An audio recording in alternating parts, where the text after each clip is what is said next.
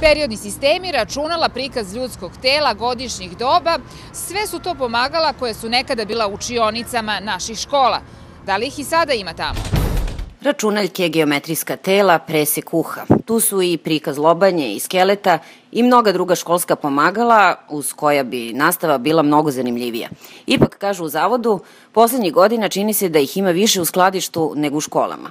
Evo, na primjer, broj 62. Vrh grudne kosti. Pa možemo pogledamo broj 81. Nadlakatna arterija. U šta mi to gledamo sada? Gledamo u anatomski atlas čoveka koji je urađen u 3 dimenzije. Jedno nastavno sredstvo koje može da posluži u svakom kabinetu za biologiju kao neophodno sredstvo u svakoj srednjoj medicinskoj školi.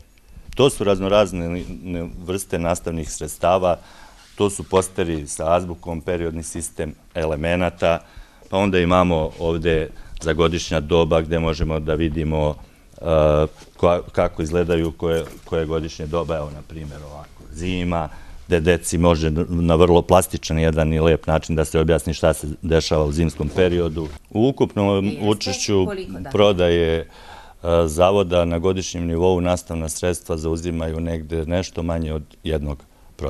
Da li je to moguće? Većina škola to opravdava time što nedostaju sredstva u jednoj opštoj krizi i besparici. Na primjer, cena ovog anatomskog atlasa je vrlo primerena. On košta u prodaji oko 3000 dinara.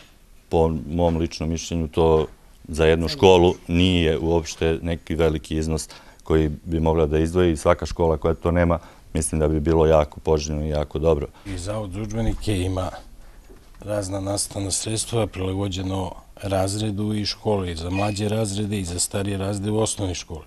Evo, ovo je jedno zanimljivo pomagalo, znači biljke zanimljivosti prirode. Pa ovde objašnjava, znači, svet bez kiseonika u prirodi, sneg,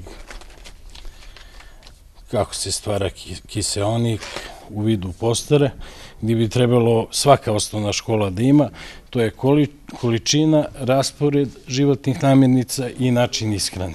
Slikoviti sadržaj za sve uzraste i predmete. Ređuju se domaće životinje, prirodna staništa, pomoć u matematičkim operacijama, gitare, dvogledi. Blago za decu koje je, nažalost, umesto u učionici sve češće daleko od onih kojima je namenjeno.